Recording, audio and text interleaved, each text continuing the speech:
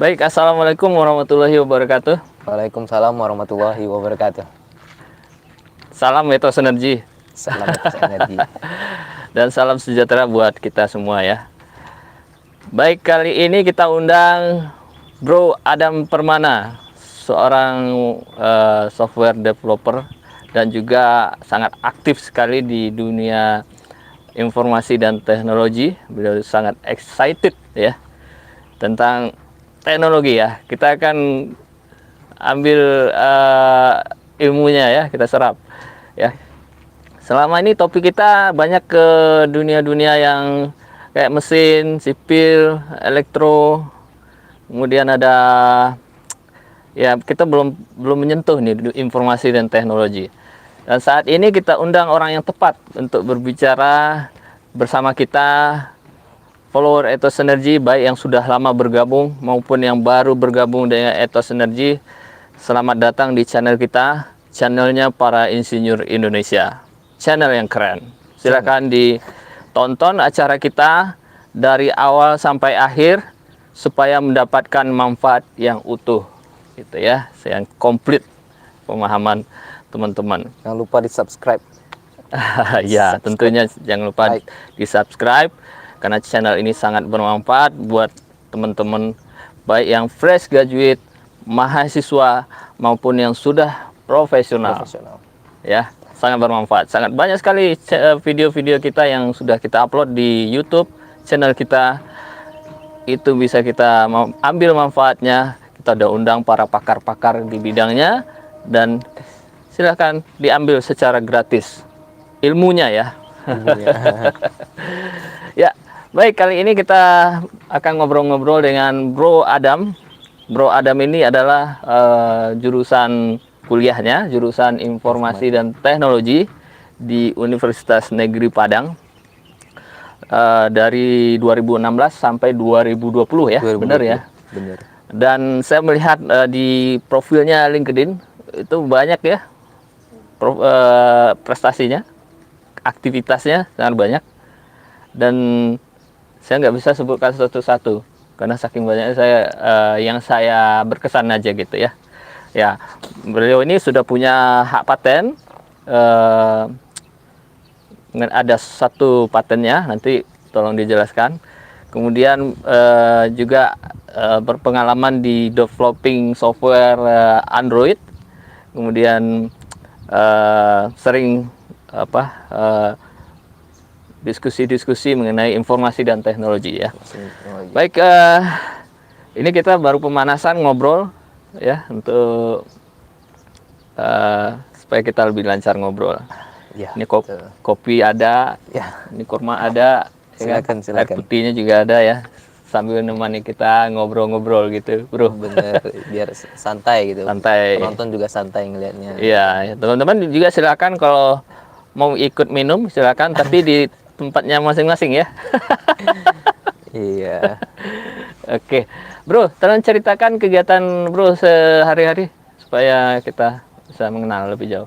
Oh, oke. Ya. Keseharian saya itu ya bekerja sebagai admin di perusahaan yang membantu Pertamina gitu kan. Terus lebih banyak itu ini belajar searching, googling, terutama di weekend gitu kan. Weekend ya. Nah, itu aja sih, paling jogging kalau sportnya gitu kan, kesehatannya. Kesehatan ya, kita perlu jaga ya. Iya, betul. Oke, Bro. Sekarang udah bekerja, tapi kalau saya melihat Bro ini lebih banyak aktivitas di luarnya ya, maksudnya ilmu informasi dan teknologi ya. Saya baca nih profilnya itu Bro sangat excited sekali dengan machine learning. Bener. Bisa dijelaskan buat viewers kita apa itu machine learning? Oke, machine learning itu sendiri seperti namanya ya, kita artikan machine learning, mesin yang belajar gitu kan. Jadi kalau secara definisi, machine learning ini adalah studi algoritma-algoritma di mana mesin itu bisa belajar gitu. Nah, sederhananya itu kayak fungsi, tahu fungsi nggak? Iya. Fungsi kan, di fungsi itu ada misalkan f x tambah 1 gitu kan. Jadi kalau kita masukkan x-nya 1, 1 tambah 1, 2. Kalau kita masukkan x-nya 5, 5 tambah 1, 6 Iya, gitu. iya. Nah, machine learning ini sendiri bisa membaca pola atau isi dari fungsi tadi. Iya. Jadi kita masukkan 2, hasilnya 5, kita masukkan 3, hasilnya 4, dia bisa tahu isinya dari data-data yang kita masukin itu. Nah, sama kayak manusia lah gitu kan. Iya, iya, iya. Untuk menangkap satu ilmu, dia punya bacaan bukunya sama implementasinya. Dia udah baca, dia lihat implementasinya. Nah, dia baru paham apa sih yang menyebabkan impactnya itu seperti itu gitu. Iya, iya, iya, iya. Nah, kayak manusia lah. Jadi, kalau semakin banyak bukunya yang dibaca, semakin akurat jawabannya. Oke, Semakin sedikit buku yang dibaca, ada benarnya, tapi semakin sedikit akurasinya. Gitu. Akurasinya makin rendah ya. Nah, kayak gitu, itulah algoritma yang bakal kita buat menggunakan machine learning gitu. Ya, oke. Terima kasih, Bro. Sudah dijelaskan sedikit tentang machine learning. Mungkin teman-teman belum begitu menangkap apa maksudnya. Tapi mau tidak mau, teman-teman, saya juga harus mengerti dengan filosofi tentang machine learning ini. Kita harus menyesuaikan diri. Bidangnya apa saja, ya kan? Kita harus mengerti dengan dunia informasi dan teknologi ya. Kalau enggak kita dibilang kuno ya. Iya, kuno. Insinyur kuno gitu kan. Jadi insinyur yang nggak mengerti mengenai gimana memanfaatkan informasi dan teknologi ya. Mungkin lebih sederhananya dicontohin aja. Maksudnya machine learning itu seperti teman-teman di pencarian YouTube atau Instagram, dia bakal ngasih rekomendasi. Nah, itu machine learning. Iya, iya. Jadi ya di YouTube misalnya kita mencari suatu topik ya, kita ada problem misalnya di mesin ya, taruhlah kalau saya kan orang mesin ya, mobil saya itu ada problem, tidak bisa nyala, nggak bisa di starter. Nah, kita bisa di googling ya, di YouTube gitu ya, dengan Dia bisa tahu topik. Nah, Google akan membantu kita untuk mencari ya, ada mesin pencarinya, ada mesin learningnya, dia menemukan akan memberikan jawaban yang paling mendekati permasalahan kita. Ya. Nah, makanya kita mesti ini nih ngerti dengan dunia informasi dan teknologi gitu ya. Dan kita misalnya bikin medsos ya, media sosial ya, profil kita sebagai insinyur ya. Nah, kita harus ngerti gimana memanfaatkan medsos itu supaya kita bisa tergabung sama grup yang kita gitu, grup mesin misalnya kan. Kemudian kita mendapatkan informasi yang update tentang mesin, apa saja yang perlu di update tentang keinsinyuran mesin itu. Misal ya. Bisa. Baik, itu machine learning ya. Jadi algoritma gitu ya, dia mengenali fungsi tertentu ya. Dia fungsi, bisa membaca pola. Membaca pola ya. Nah, kemudian saya juga mendengar nih bro, saya sering juga mendengar, do you know, I think you know lah ya, AI ya, artificial intelligence. What is the difference between this machine learning with the artificial intelligence? Can you explain to us? It is simply, machine learning is a substitute from the AI. You know, if we Part have a part of AI, like that. If we have a Venn diagram, we have the outer. What can we call it? The large one is AI, and inside of it we have a machine learning, and inside of it we have another study. We call it deep learning. AI, machine learning, and deep learning. And if you really want to know where the difference between artificial intelligence and machine learning, the main difference is the machine learning learns from data, while AI is explicitly programmed. Jadi kalau AI itu diprogram secara eksplisit, Sedangkan di machine learning dia itu belajar dari data-data terdahulu gitu. Nah, contoh kalau di AI itu di zaman-zaman dulu, zaman-zamannya Kak ini masih kecil main ya? dingdong gitu kan. Itu ada game-game Mario Bros, game-game apalah gitu. Nah, itu musuh-musuhnya itu ditulis dengan algoritma AI, kecerdasan Oh, itu buatan sudah biasa. AI? Sudah AI. Sudah AI kan contohnya kayak game Pac-Man ya. Iya. Pac-Man itu kan kalau kita masih awal-awal itu kan belum punya skill yang bisa berubah marah gitu. Iya. Musuhnya ngejar kita gitu kan. Oh. Ketika kita udah dapat makanannya, kita ngejar musuhnya lagi gitu kan. Iya. Nah, itu kan sebuah kecerdasan dia tuh ketika musuhnya mengetahui posisi dia tuh sudah tidak aman, dia lari gitu. Posisi dia di atas kekuatan kita, dia ngejar kita. Nah, itu udah AI. Nah, tapi kalau sudah musuhnya tadi belajar dari pola serangan kita, itu udah machine learning. Iya. Tapi machine learning itu zaman dulu belum ya, dingdong belum ya? Belum diterapkan. Masih AI ya? Walaupun machine learningnya sudah ada. Iya, auto the machine learning already exist ya. Sudah eksis tapi belum populer. Not yet popular ya. Nah, sebagai contoh perbedaannya AI sama penerapan di dalam game gitu kan. Dulu itu ada algoritma machine learning PC yang diterapkan algoritma machine learning namanya Deep Blue. Dia bisa mengalahkan pecatur profesional dunia terbaik saat itu, Garry Kasparov gitu kan. Jadi di sini kita bisa tahu bahwasanya komputer tadi bisa membaca seluruh serangan Garry Kasparov. Oke, kalau di AI misalkan kita sekedar menggunakan AI belum machine learning, kita kasih lawan dia Garry Kasparov, dengan mudah Garry Kasparov bisa mengalahkan karena Garry Kasparov kan pecatur profesional ya Kak ya. Dia bisa membaca 5 langkah ke depan kemungkinan musuhnya gitu kan. Nah, teknologi AI belum bisa mengalahkan Kasparov ini. Belum bisa. Tapi dengan teknologi machine learning diterapkan di komputer itu, bisa mengalahkan si ini. Benar. Karena wah, ini bahaya ini. Bahaya ini kan. Ribuan data. Ini sudah bisa mengalahkan manusia ya. Jadi hati-hati Anda yang punya account bank yang banyak miliaran ya.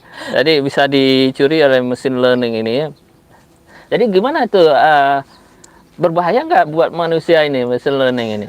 Berbahaya dan juga menguntungkan. Ada dua sisi kayak pisau gitu ya. Kita harus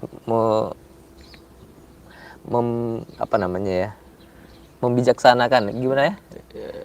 Harus wise. Mensiasatinya ya. Mensiasatinya ya. Iya. Jadi meskipun AI itu seperti teror ya banyak dibacakan orang-orang, tapi kenyataannya belum seperti itu dan kita masih bisa menangkalnya dengan mempelajarinya gitu Kak. Iya. Jadi kita harus sudah menyiapkan pengetahuan, artinya harus lebih canggih lagi daripada machine learning ya. Dia bisa belajar sendiri, mengetahui pola-pola ya kan. Misalnya kita programming, bodohnya saya aja lah misalnya kan. Orang misalnya perbankan ya, sekarang kan yang khawatir kan itu ya. Orang bank itu pasti dia udah punya program yang terenkripsi, terproteksi dengan baik gitu kan, antivirus atau apa segala macam. Tapi jika ada suatu virus yang sudah mempunyai machine learning di dalamnya, dia akan mempelajari pola-pola itu ya, pola-pola antivirusnya seperti apa, proteksinya seperti apa, dan dia secara otomatis bisa mengalahkan si proteksi security-nya si bank ini. Nah, dia bisa mengacaukan dan bisa mengambil kesempatan di dalam kekacauan itu si machine learning gitu kan. Bisa. Nah, ini yang ini kan masalah bukan masalah kita aja, masalah dunia dan tentu kita sebagai manusia yang menciptakan machine learning itu juga gimana nih harus ada solusinya dulu baru itu bisa ini kan ya, gimana tuh? Ya pada implementasinya sekarang meskipun ada banyak algoritma machine learning, orang-orang yang mempelajari machine learning untuk menangkal itu pun semakin banyak gitu. Jadi kita nggak perlu khawatir lah perihal itu. Paling di etikanya lah nanti kan udah mulai ada tuh. Adam kemarin pernah baca di LinkedIn ada buku yang membahas tentang etika robot gitu. Apa-apa saja yang robot tidak boleh ambil, apa-apa saja yang hukum untuk robot itu sendiri udah dibuat gitu, udah dirancang orang gitu ya. Jadi kalau kaitannya tadi sama ketertinggalan kita, ya kita setidaknya harus mawas dulu lah sama keberadaan machine learning ini, sebab dia udah ada di keseharian kita. Kayak di email kan, email yang masuk spam itu kan sebelumnya udah dibaca oleh Google. Ini email diterapkan ya sudah Kak, sudah ya, bro. Kalau kita sudah ya seperti di Google aja ya, YouTube itu dia udah tahu itu habit saya itu apa gitu, buka channel apa gitu kan, YouTube pencariannya apa, dan secara otomatis hobi saya nonton itu akan dikasih topik-topik yang sama gitu ya. Misalnya saya nonton Deddy Corbuzier, nah dan dia secara otomatis dia akan di beranda saya muncul yang terkait ya, Deddy Corbuzier, Helmi Yahya, Indrawan Nugroho, ada lagi This Way, Dahlan Iskan Way, dan juga Ethos Energy Way gitu ya. Akan muncul. Nah, itu ya. Jadi dia sudah membaca kecenderungan saya, pola itu tadi ya. Bener. Pola saya itu ini gitu kan. Ya saking gitu Naruto dan nggak pernah tersentuh HP-nya sama anak atau istri, bro, tiba-tiba muncul Naruto.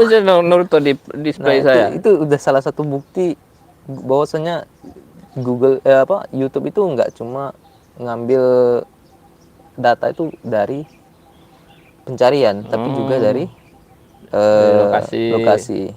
Gitu juga dengan penonton-penonton yang serupa gitu. Iya. Nah, ada algoritmanya machine learning a priori, berbagai macam tuh algoritma di machine learning. Tentu ini sangat bermanfaat buat perusahaan-perusahaan yang menjual produk lah ya. Misalnya kayak apa tadi, kecenderungan orang ini suka apa nih ya kan, dia tahu nih kan, orang ini suka mencari misalnya saya buka HP lah ya, nyari HP misalnya kan. Nah, otomatis si perusahaan HP brand tertentu dia akan mendisplaykan produknya di screen kita gitu kan.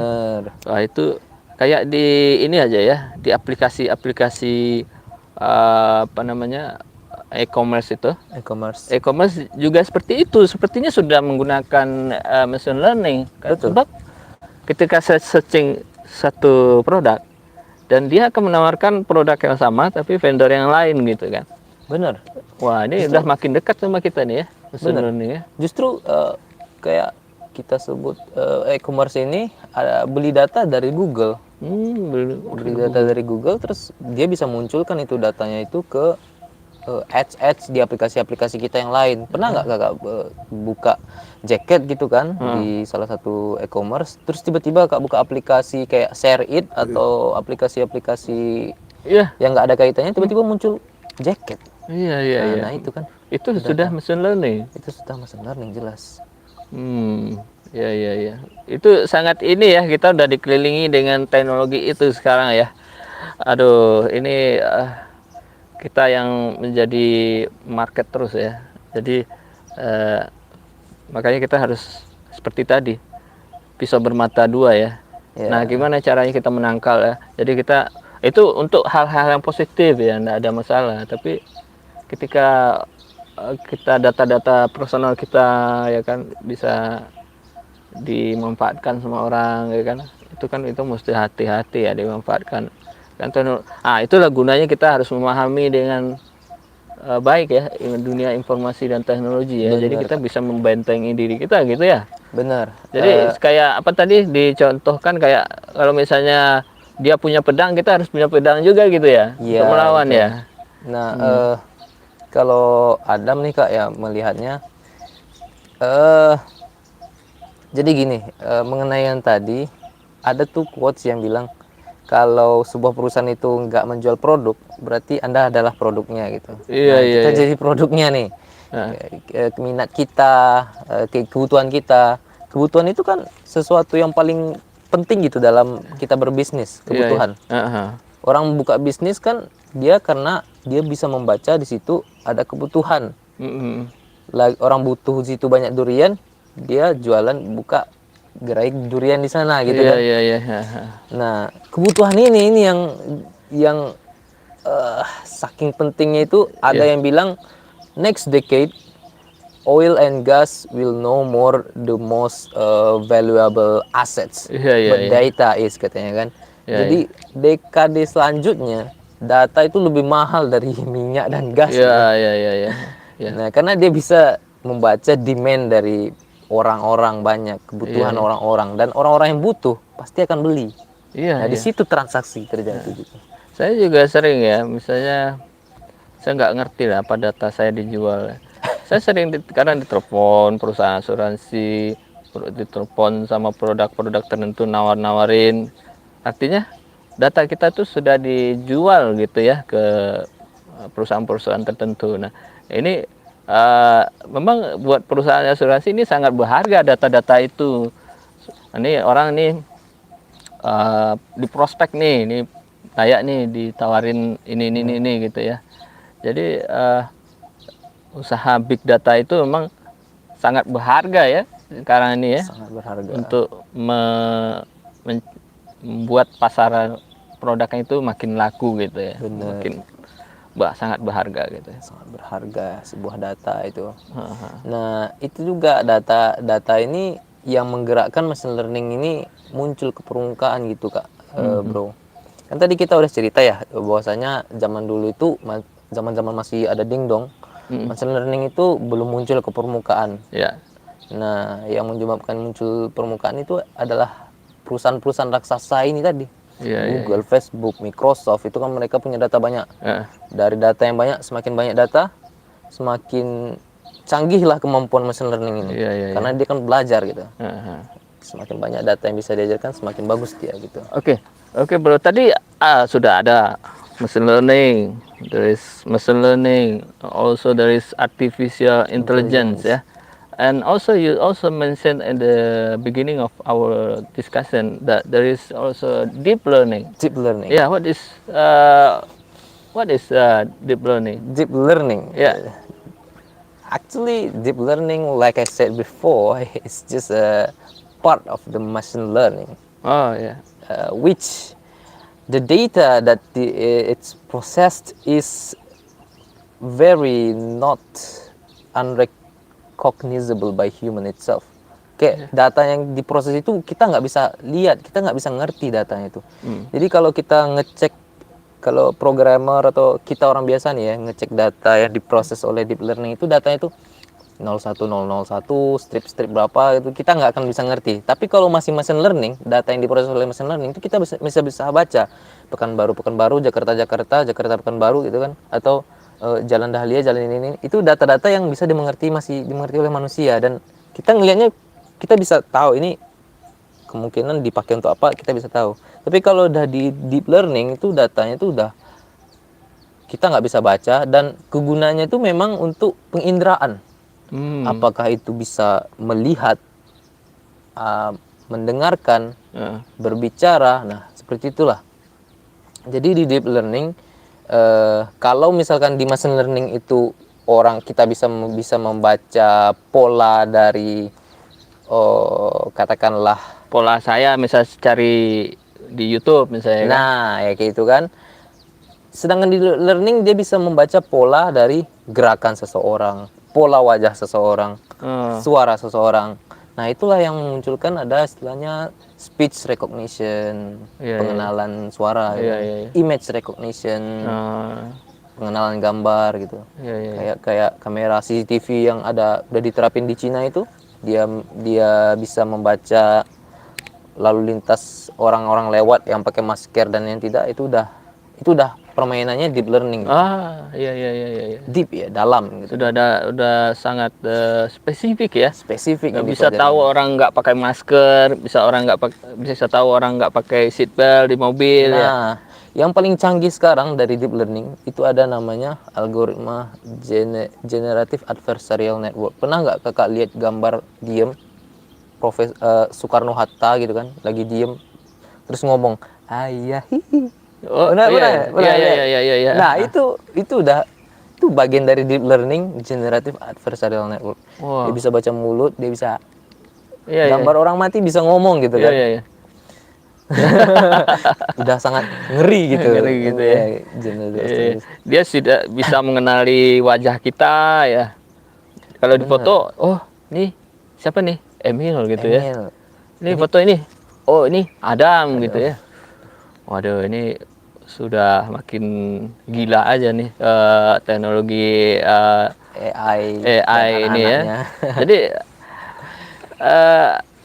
manfaatnya seperti itu. Salah satu tadi ya, dia bisa kayak orang nggak pakai seatbelt, tahu dia ya kan, nggak pakai masker bisa tahu dari CCTV yang ada di ini ya. Benar.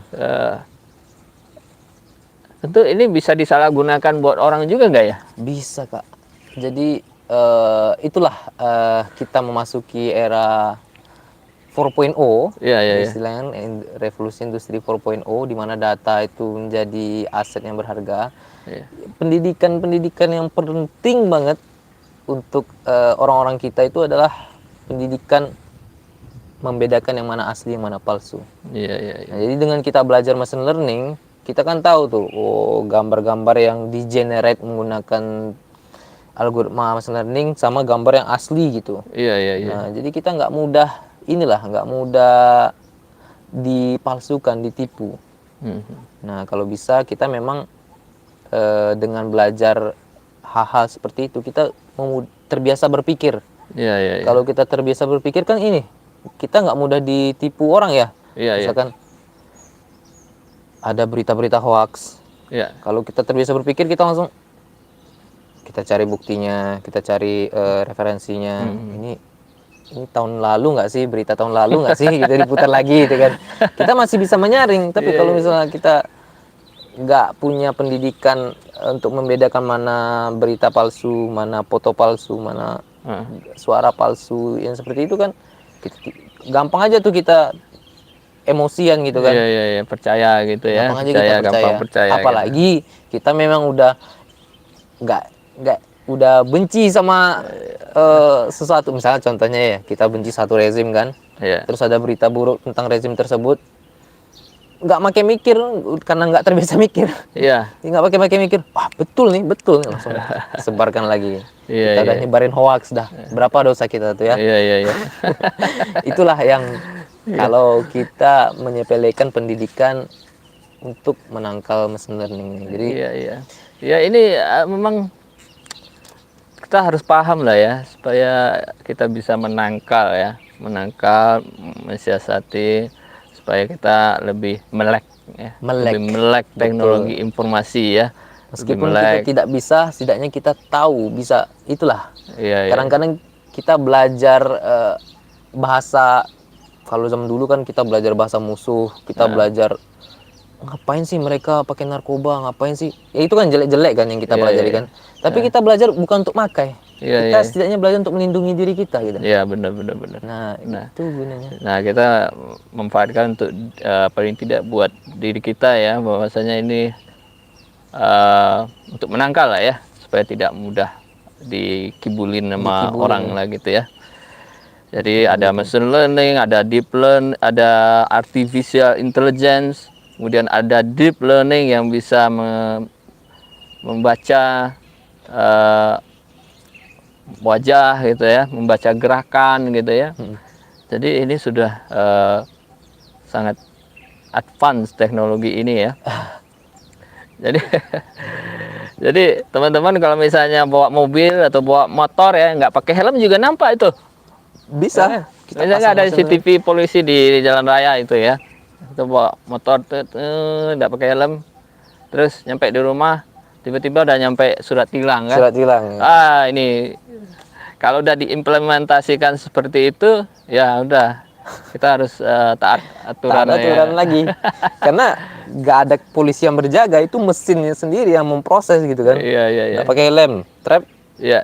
langsung di fotonya ini. Buktinya ada, nomor kan? platnya ada, Platnya alamatnya ketahuan, Nah, ya kan? platnya kan gambar tuh, Semua gambar itu data diproses ya kan? jadi, Ini siapa namanya, alamatnya di mana, ya kan? akses ke database, Itu dia dapat ya. datanya semuanya, namanya, Jadi alamatnya. teman-teman ya mesti ini ya, mesti sadar itu ya supaya kita tidak bisa tidak merugikan diri kita juga ya. Itu salah satu contoh ya kan. Implementasi dari machine learning, deep learning, artificial ini sangat banyak ya. Apapun tuh bisa ya, misalnya kayak kita melakukan penipuan online misalnya kan. Bisa. Itu ketahuan address kita di mana, nama siapa gitu Bisa. kan. Jadi ya itu jangan sampai inilah ya. Nah ini dari Kominfo sendiri, Adam melihatnya udah nerapin tuh machine learning untuk melindungi. Iya, iya, Jadi iya.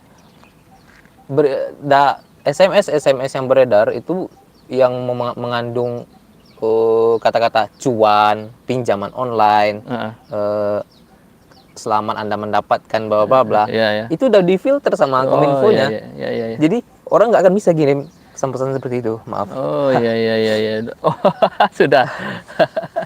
Bagus sekali ini untuk memproteksi kita ya, untuk Nah, meminimalisir penipuan-penipuan seperti itu. Ya, bagus. Ya, tapi juga bisa dimanfaatkan buat kejahatan. Ya. bisa banget. Iya kan, jadi kita mesti hati-hati. Kita berlomba-lomba mempelajari itu sebelum kita kena ini ya.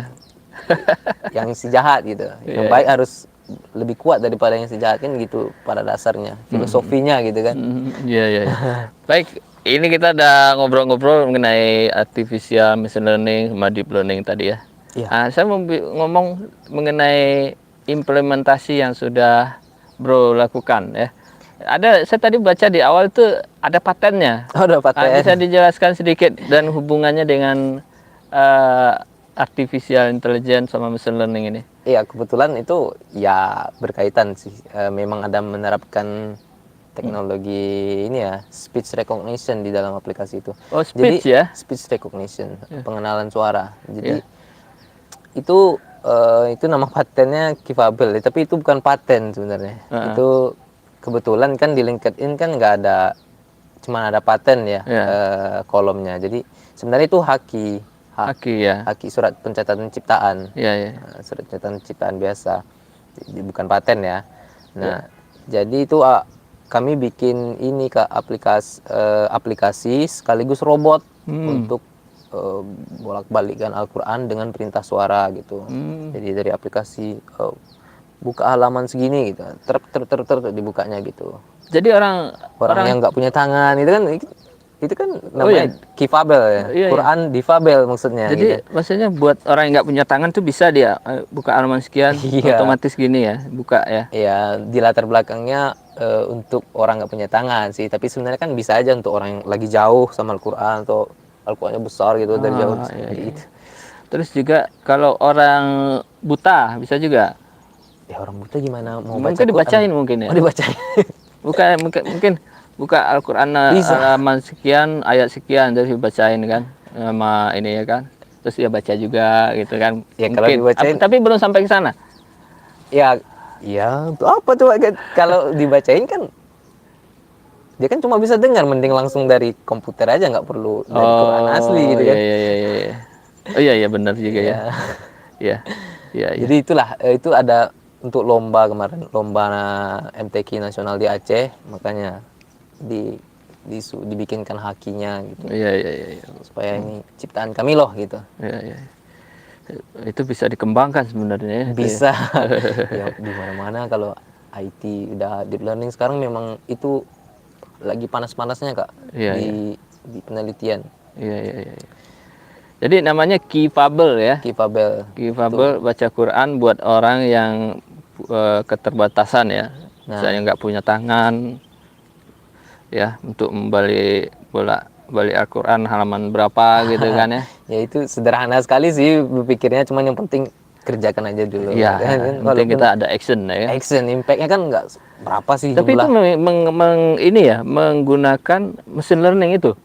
Iya dong, speech recognition-nya. Oh, speech recognition-nya, buka halaman sekian, ayat sekian gitu iya, ya? dia kan ya dari suara jadi teks diproses, baru ke robotnya kan, robotnya bergerak terus. Iya. Kemudian juga katanya ada tadi apa namanya, untuk mengidentifikasi itu skripsi. TA saya skripsi penelitiannya ya. Seperti apa itu? Semantik apa namanya tadi? Itu saya ngasih judul namanya, sebenarnya udah ada yang keren, cuman dosen pembimbingnya kasih yang jelas aja lah. Namanya aplikasi pengklasifikasi semantik teks. Seperti apa tuh, bisa dijelaskan? Sesuai namanya, dia bisa mengklasifikasi semantik teks. Jadi semantik itu kan pemaknaan ya. Jadi ada teks, dia bisa membagi teks berdasarkan tema lah. Bisa dia baca, setelah dia baca teks, dia bisa tahu, oh ini temanya agama, oh ini temanya ekonomi, oh ini temanya sains. Dia bisa baca itu. Tapi untuk di kasus Adam kemarin, itu Adam bagi berdasarkan jurusan, konsentrasi jurusan, di kampus Adam. Itu jurusan elektronika itu ada, jurusan pendidikan teknik informatika itu ada multimedia, ada rekayasa perangkat lunak, ada teknik komputer jaringan. Nah, itu jadi aplikasinya ini, pengklasifikasinya ini, dia kita ajarin. Jadi Adam kumpulkan data yang bagi Adam ya, multimedia gitu kan, kumpulin skripsi multimedia. Terus ada skripsi TK komputer jaringan, skripsi rekayasa perangkat lunak. Nah, ini diajarkan ke komputernya. Ini pokoknya tulisan-tulisan yang di sini itu gitu kan, diajarkan ke algoritmanya. Tulisan-tulisan di sini ini TKJ, ini RPL. Nah, nanti polanya itu nangkap, dapat polanya, kita kasih yang baru, yang dia belum pernah nampak, dia bisa tahu, oh ini oh ini TKJ. Itu sudah machine learning ya? Machine learning, dia bisa baca. Keren. Bukan cuma manusia yang bisa baca. Sudah tahu pola ya? Robot bisa baca buku. Tapi itu belum deep learning kan? Baru machine learning? Deep learning. Sudah deep learning? Karena, kalau klasifikasinya itu masih, kalau yang ini ada memang semuanya deep learning. Harusnya padahal itu bisa pakai machine learning, klasifikasinya. Tapi Adam tes di deep learning karena belum ada yang coba di seluruh dunia. Adam lihat yang seluruh dunia paling dia cobain Twitter ya. Nah, kalau di sini Adam sengaja cobain itu. Jadi semuanya udah deep learning yang ada tes di situ. TensorFlow Lite nama software yang digunakan. Tapi dia mengidentifikasi, kalau bukunya itu kita foto aja, kita scan. Iya, foto. Kita foto, terus dia bakal ubah teks yang dari buku tadi jadi teks di sini. Diidentifikasi. Diidentifikasi sama setelah dia. Setelah di scan, kata-katanya itu diprosesnya lagi. Jadi kalau kita bicara teknisnya nih ya, itu nama pemrosesannya itu ada average word fake. Ini udah teknis banget nih. Rata average itu kan rata ya. Rata-rata. Word itu kan kata, fake itu vektor. Jadi vektor itu ini ya, garis. Kalau di matematika itu garis. Jadi kata-kata itu dimasukkan ke dalam vektor, diraratain. Ini Adam rajin mengaji. Mengaji, ngaji gitu kan. Adam mengaji di Pekanbaru. Mengaji ini muncul terus di kategori agama. Jadi mengaji ini bakal kalau di dimensinya itu kan ada kita tiga dimensi tadi kan, agama, ekonomi sama sains. Dia bakal, kata mengaji ini bakal mendekati ke titik atas ini ya, agama. Kalau misalnya penelitian gitu, lebih ke sains gitu. Jadi misalkan di foto dan kata yang banyak itu kata-kata mengaji, akhirat, akhlak gitu-gitu, dapat kata-kata itu dia bakal kelompokkan jadi agama. Ini agama. Dia bisa prediksi ini agama. Kayak gitulah kira-kira cara kerja algoritma. Itu sudah deep learning? Sudah deep learning karena menggunakan neural network nama teknologinya. teknologi di neural itu saraf. Iya. Network itu jaringan. Kalau di orang IT ini lebih terkenal sama istilah jaringan saraf tiruan, JST. Teman-teman yang informatika pasti paham lah ya. Iya. Itu. Jadi saking ininya ya teman-teman, ini saking sudah advance teknologi, kita udah dijelaskan sama praktisinya. Ini sampai segitunya loh teknologi sekarang, informasi dan teknologi ya. Jadi tentu yang ini bisa dimanfaatkan secara positif dan juga bisa dimanfaatkan secara negatif ya. Benar. Tergantung siapa yang menggunakan pisau tadi, pedang pisau tadi bermata dua itu ya.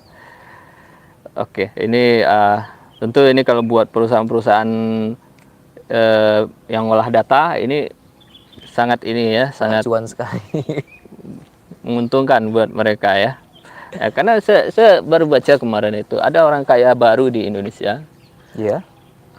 Orang kaya baru Indonesia tuh sekarang bukan dari yang bergerak usahanya bidang resources ya, maksudnya kayak tambang, kemudian bukan dari retail ya, bukan dari pengusaha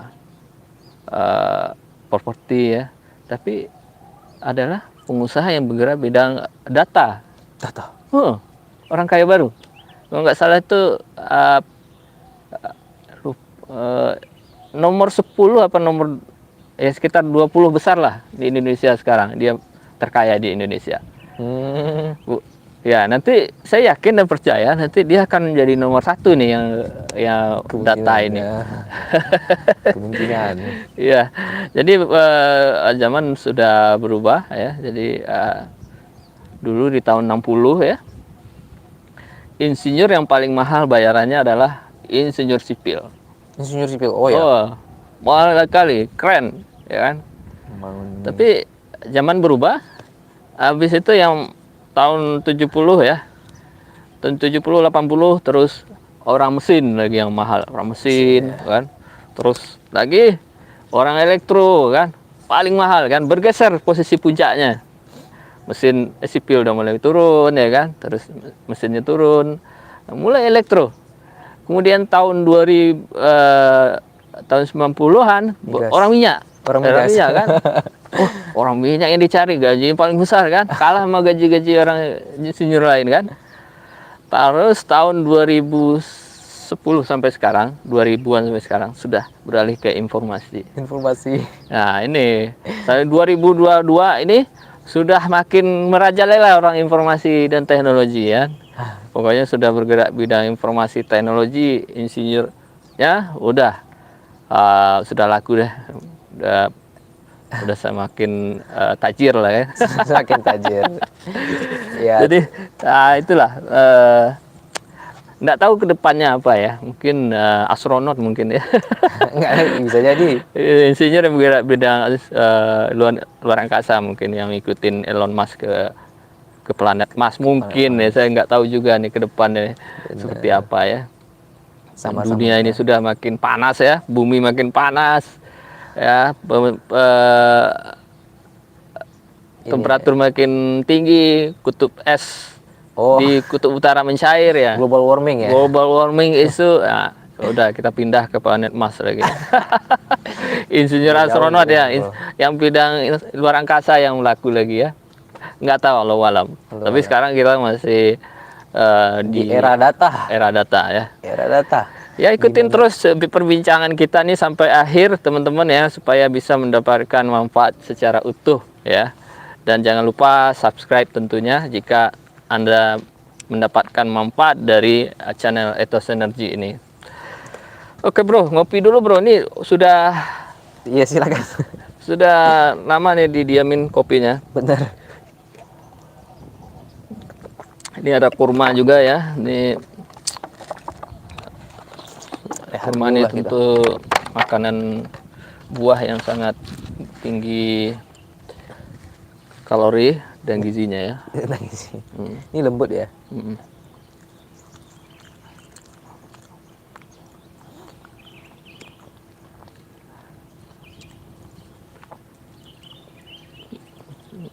makin lama kita udah lama nih, hampir 1 jam kita ngobrol mengenai informasi dan teknologi. Machine learning lah ya konteksnya. Machine learning. Kita ini udah dikelilingi dengan teknologi itu tanpa sadar ya. Tanpa sadar kita udah dikelilingi. Kita searching di YouTube, kita udah ketahuan tuh kita hobinya apa gitu. Nanti keluar topik-topik yang berkaitan. Saya searching ya di YouTube. Saya suka camping ya. Camping, solo camping. Nanti keluar semua akun-akun yang terkait yang camping. Wah, kok bisa tuh keluar nih? Padahal saya cari cuma 1 orang yang ini saya suka. Terus dia nanti akan muncul lagi yang akun lain yang tentang camping. Waduh, ini berarti dia sudah mengetahui nih. Oh, ternyata mereka menggunakan machine learning. Bahkan ada meme tuh ya kayak yang mengatakan Google buka lowongan pekerjaan, tak perlu data, kami sudah punya data kamu. Gitu. Sakingnya kan Google berkuasa. Dan dia yang paling advance lah menerapkan kita nggak perlu apply ya, dia tahu kemampuan kita ya. Kamu data nggak perlu kita udah apply sama lah dia. ya. Kamu cuma perlu oke doang, datanya biar kami ngambil sendiri. Waduh, masya Allah. Jadi kita ini udah dikuasai sama Google ternyata ya. Bisa jadi. Bisa jadi. Kita nggak tahu kedepannya kayak mana, negara pun kayak mana. Kalau kita ngikutin filosofi dari teknologi itu udah inilah. Bahkan negara tuh justru nanti ke depan tuh bahkan yang jadi negara itu adalah korporasi, bukan negara. Kayak gitulah katanya gitu kan. Kita nggak tahu. Tapi jangan sampai lah kita hidup dan dibesarkan di bumi pertiwi, makan orang-orang tua kita makan di tanah ini kan. Iya. Kita memang harus membela ini sampai akhir. Iya. Oke, bro, kita ada ini berbicara mengenai informasi dan teknologi udah hampir 1 jam. Mudah-mudahan topik yang kita bahas ya, diskusi ini bermanfaat buat teman-teman yang nonton dan juga buat kita, buat saya juga. Amin. Sangat terbuka pikiran saya dengan informasi dan teknologi ya. Dan dengan hasil diskusi ini harap kita bijak menggunakan sosial media ya. Benar. Jadi sosial media apapun yang kita lakukan itu bisa di tracing ya, bisa diidentify menggunakan intelijen tadi ya, artificial intelligence. Tentunya tergantung siapa yang akan mengidentifikasi nanti, apakah pemerintah untuk keamanan kita atau nanti ada kepentingan tertentu ya kan. Tentu kita harus menyiapkan mawas diri nih kan, harus melek dengan informasi dan teknologi. Benar Kak.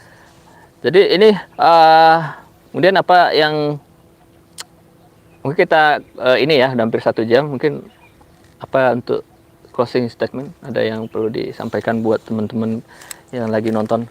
Closing statement karena tema kita machine learning ya. Machine learning yang pertama, teman-teman yang seusia saya itu seharusnya udah aware sama bahwasanya data kita tuh udah di mana-mana dan bijaklah mengekspos data mana yang perlu diekspos dan mana yang tidak gitu kan. Untuk pemerintah yang menjabat saat ini yang memiliki kemampuan kekuasaan untuk mengatur negara gitu kan. Ya coba lirik lagi lah kurikulum pendidikan terutama untuk adaptasi teknologi ini, terutama untuk membedakan ini ya, membedakan yang mana hoax, yang mana asli gitu kan. Terus terutama memogram walaupun nggak se-expert profesional, tapi kayaknya semua orang harus pernah coba memogram lah. Karena di dalam memogram itu orang-orang belajar mengkonsep algoritma, mulai dari ada masalah, pemecahan masalahnya seperti apa, logika berpikirnya, bercabang kah, harus berulangan kah, berurutan kah. Nah, seperti itu yang perlu, dan itu melatih manusia untuk berpikir. Karena saya pernah baca juga Kak di teori biopsikologi gitu kan, manusia itu dari makhluk hidup malah ya, dari insting, emosi, sama berpikir. Nah, manusia ini kemampuan uniknya itu berpikir lah. Kalau hewan lain tuh, kalau makhluk-makhluk lain tuh, ini dia mereka berinsting, beremosi gitu kan. Tapi mereka nggak semua bisa berpikir. Nah, manusia ini berpikir. Nah, kalau bisa berpikir ini jadi keseharian ya, jadi latihan bagi kita. Dengan coding tadi ya. Dengan coding tadi gitu. Nah, sering terbiasanya manusia Indonesia semakin berkembang gitu kan, dan kita nggak mudah dipecah belah, nggak mudah menerima berita-berita palsu, dan kita tetap berjayalah menjadi manusia yang rasional gitu. Itu yang pendidikan ya Kak. Jadi itu aja kayaknya Kak untuk yang sebaya sama Adam sama yang di atas Adam. Yang kecil-kecil kita lindungi. Tapi kalau kecil-kecilnya udah nonton kontennya Kak Emil, bagus sekali.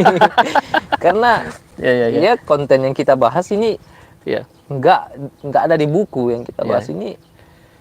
Ya pandangan-pandangan orang yang udah banyak pengalaman, udah baca buku kan, jadi disimpulkan aja lagi kan. Dan pengalaman-pengalaman di lapangan seperti apa itu dapat di kontennya Kak Emil gitu. Jadi jangan lupa subscribe, like, dan share gitu ya. Ethos Energy.